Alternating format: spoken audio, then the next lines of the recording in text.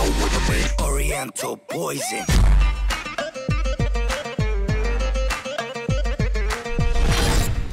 Salam alaikum à tous mes très chers abonnés, j'espère que vous allez bien, que tout va bien pour vous et que votre vie se porte bien. Aujourd'hui, toute nouvelle vidéo, comme d'habitude, je ne suis pas tout seul, je suis avec l'imam Bousna.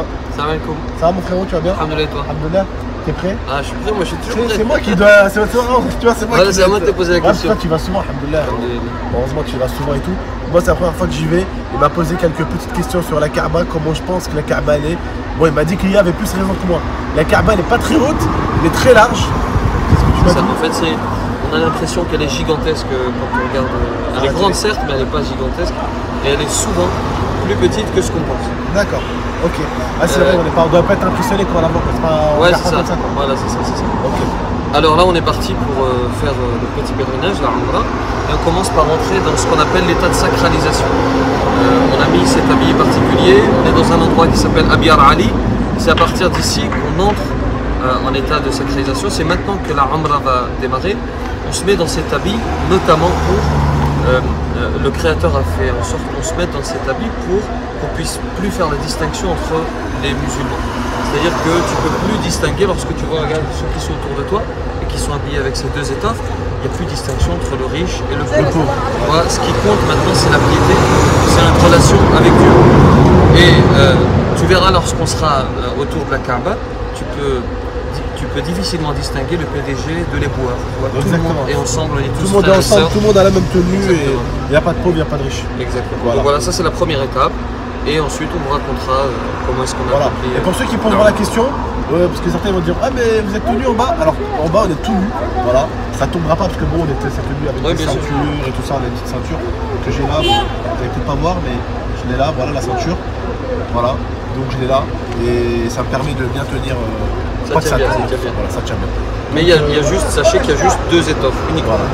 Voilà. Bon, on y va? Et puis une dernière chose peut-être, le deuxième message de ces deux étoffes, c'est que ça nous rappelle le linceul en réalité.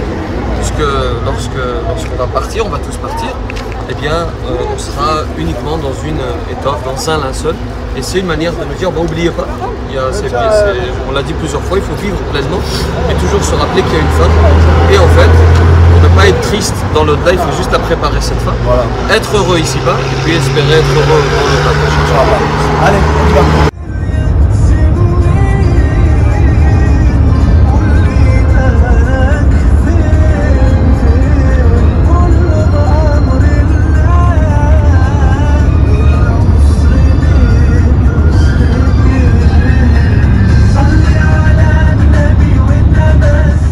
Là on est à la moitié du trajet. On s'est arrêté un air de repos. On va aller faire nos ablutions. On va aller faire la prière. On va manger et on va reprendre la route pour la Mecque. Bon, notre hôtel, vous voyez pas, il est là-bas. Mais voilà, en tout cas, on est devant la mosquée, machallah. Et elle est tout simplement magnifique. Regardez-moi ça.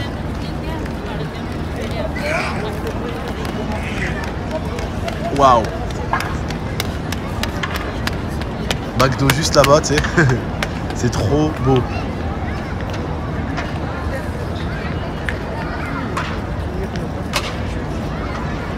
Ça construit dur.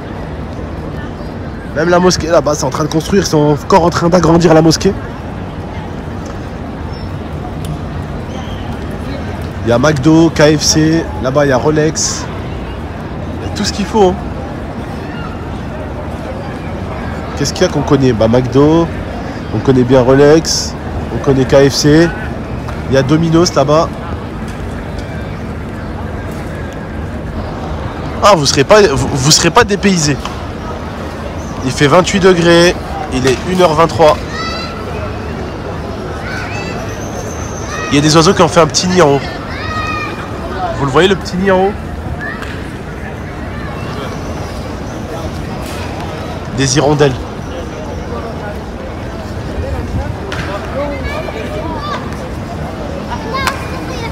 Waouh.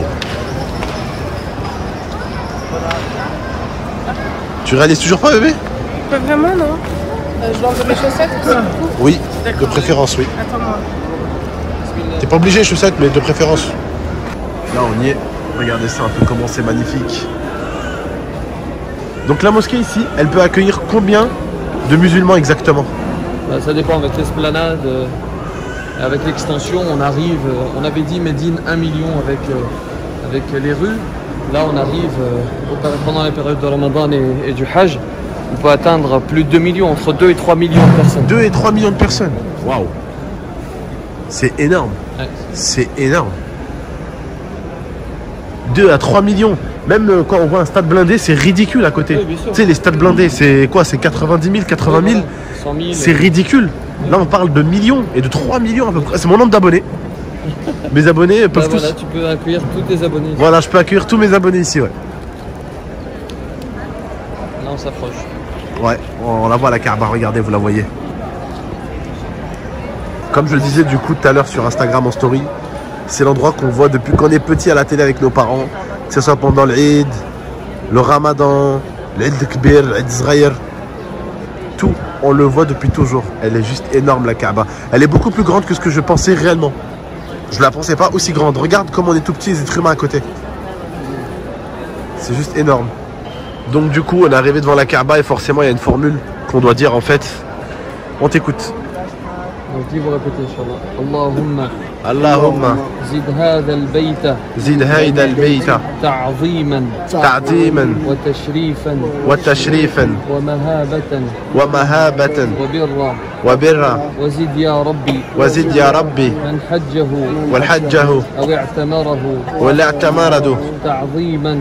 تعظيما وتشريفا. وتشريفا ومهابة. ومهابة وبرا. وبرا. بسم الله.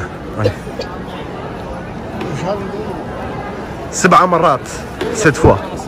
Mon grand-père m'a posé la question, combien de fois on tourne? Je lui dis 7 fois. Bon, le premier tour commence à partir de cette lumière verte, là-bas. On doit en faire 7, d'accord? Et à chaque fois qu'on passe devant la pierre noire, là où il y a le policier, on doit la saluer. Voilà. Le policier écrit, parce qu'il y en a qui font du shirk. Et qui... Alors le shirk c'est quoi? Est-ce que tu veux bien leur expliquer ce que c'est que le shirk rapidement? Je sais que c'est l'association, c'est associer une autre divinité à Allah. Voilà. Et en fait, il y en a qui demandent des choses à Allah, alors qui touchent des choses qu'ils ne doivent pas toucher. Voilà. Parce que ce qui est recommandé dans la tradition islamique, c'est de toucher le rebord que tu vois de la porte, mais pas le tissu ou des choses comme ça. Voilà. Et il y en a un tout à l'heure qu'on a vu carrément écrire des choses sur la Kaaba. Voilà, par exemple. Et ça, c'est le plus gros péché qu'un musulman peut faire. Et quand je vous dis le plus gros, il n'y a pas quelque chose de pire que celui-ci. La musique, ce que vous voulez, ce que vous pensez, ce qui passe par votre tête, c'est moins pire que ça. Voilà. C'est un peu plus bruyant que Médine, mais c'est Ouais, apaisant. C'est apaisant, c'est apaisant. Et puis comme tu l'as dit, là, il n'y a pas du tout de monde là. Ouais, tu le vois par Habituellement, terre, c'est blindé. Bah, habituellement, il n'y a rien, tu vois pas le blanc. Quand je regarde à la télé... ouais.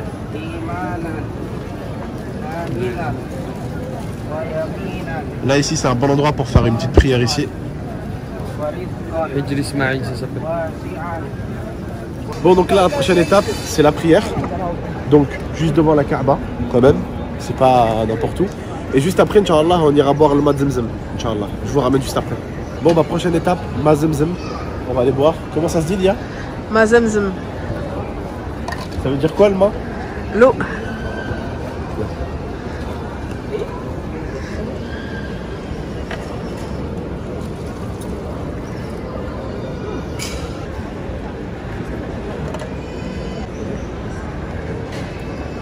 Parfait. Bon, du coup, là, on est en train de se diriger vers la dernière étape de la Umrah qui s'appelle Messa'a. On est en train de se diriger vers elle. Et donc, c'est la dernière étape. C'est ça, monsieur? Oui, c'est ça. Vous avez un truc à rajouter ou pas? Oui, en fait, ce Mas'a, ce qu'on appelle Safa al-Marwa, Safa, c'est deux petits monticules. On les parcourt pour rendre hommage à une femme qui s'appelle Hajar. Hajar, c'est la mère de notre prophète Ismaïl, alayhi salam. Et en fait, elle était dans le désert. La sagesse de Dieu a conduit cette femme à être dans le désert avec Ismaïl. C'est une épreuve pour elle. Et elle devait chercher de quoi nourrir son enfant. Elle n'avait absolument rien, évidemment, désert aride. Et donc, qu'est-ce qu'elle faisait? Elle parcourait, et c'est le sens de ce qu'on va faire maintenant. Elle partait de Safa, du monticule à Safa jusqu'à Marwa. Elle courait. Elle arrivait là-bas, elle regardait à l'horizon, elle voyait rien, elle revenait. Elle a fait ça 7 fois, c'est pour ça qu'on fait 7 fois ici. Ouais. Et alors attends. c'est les Indonésiens qui répètent à voix haute. Et du coup, au bout du 7e tour, tu as le prophète Ismaïl qui était allongé à ses pieds. À ses pieds va jaillir une source, qui est la source qu'on appelle aujourd'hui Zamzam. Pourquoi ça s'appelle Zamzam? Parce que à l'époque, Zamzam, ça voulait dire doucement, calmement. Et lorsqu'elle va jaillir avec une telle force que Hajar va dire à la source Zamzam, calmement, doucement. Tu vois, pour la calmer. C'est pour ça qu'on dit aujourd'hui, c'est de l'eau de Zamzam. D'accord. Voilà un petit peu l'histoire. Et donc on y va pour ces 7 allées, puisque c'est pas des allers-retours. On va vous montrer ça tout de suite, Inch'Allah. Allez, à tout de suite, Inch'Allah. Avec nos amis les Indonésiens. Ça fait plaisir. Ouais, ça fait plaisir. Et c'est cool quand même, regarde, il y avait de tout, des Congolais, des Français, des Russes, des Américains, des Indonésiens. C'est d'ailleurs qu'il n'y a aucun endroit où tu trouves autant de nationalités au mètre carré. C'est clair. Juste pour vous expliquer, tous ces gens-là font ça pour une femme. Vous voyez, donc pour ceux qui disent la religion musulmane ne respecte pas les femmes, nanani, nanana. Vous voyez, tous ces gens, tout ça là-bas, et qui arrive encore et encore, et sur le côté pareil là-bas. Sur le côté, il y a autant de personnes là-bas. Tout ça, c'est pour une femme qui a été importante dans la religion musulmane, vous voyez. Tous ces gens-là. Et ça s'arrête jamais. Et il y a 3 étages comme ça. 3 étages. Et en fait, dans 5 étages, il y a un côté et l'autre. En fait, on fait le tour. On se met là, on monte jusqu'en haut, on fait le tour, et on repart jusqu'à là-bas au fond, et on refait le tour. Et il y a 3 salles comme ça. Bon, ce qui était le plus important, c'est que ma tante fasse les 7 tours de la Kaaba. C'était le plus important. Elle les a fait. Maintenant, c'est plus les 7 tours de la Kaaba, c'est autre chose. Donc voilà, c'est Safa. Et donc là, on va lui prendre un petit fauteuil au calme pour pas qu'elle ait trop mal, parce qu'elle a des problèmes aux pieds. Donc voilà, c'est parti. On y va, madame, vous êtes prête?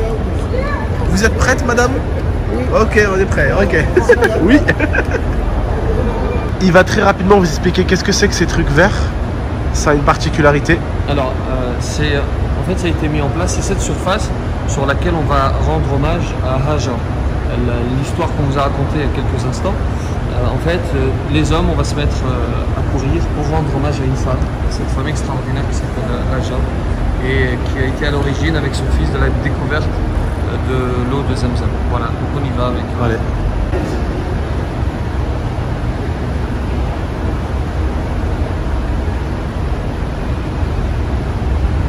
Bon bah voilà la famille, on vient de finir les 7 tours, c'était juste vraiment chaud.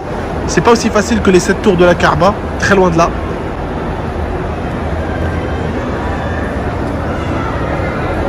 Là voilà, on est en train de sortir de la mosquée. Regardez ça avec Allah écrit en haut. C'est magnifique. Ça fait des effets sur ma caméra mais c'est magnifique. Regarde, ça c'est la distance, c'est ce qu'on parcourait 7 fois, tu vois.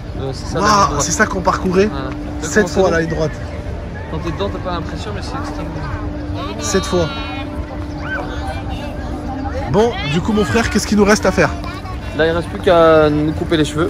D'accord. Après, c'est terminé. Bon, on va faire attention pour toi parce que avec l'opération que t'as faite au-dessus, c'est. Ouais. Bon, on va essayer de faire ça bien. Allez, pendant que je vous parlais comme un gros débile, j'étais en train de filmer ici. Et en fait, on va m'expliquer que ça, c'est le palais royal.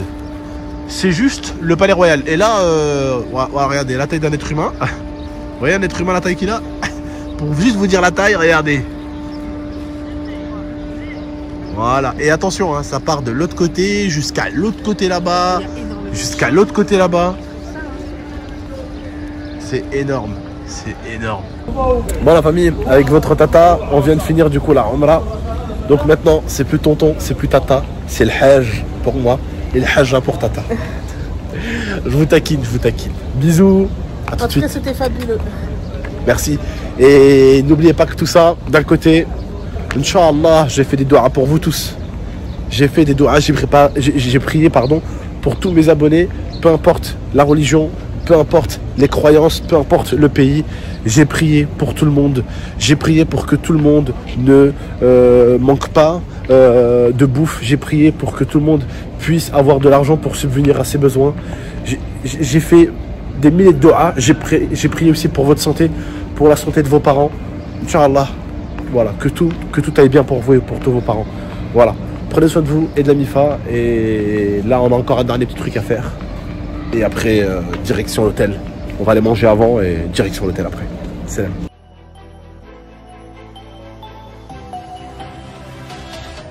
Gave me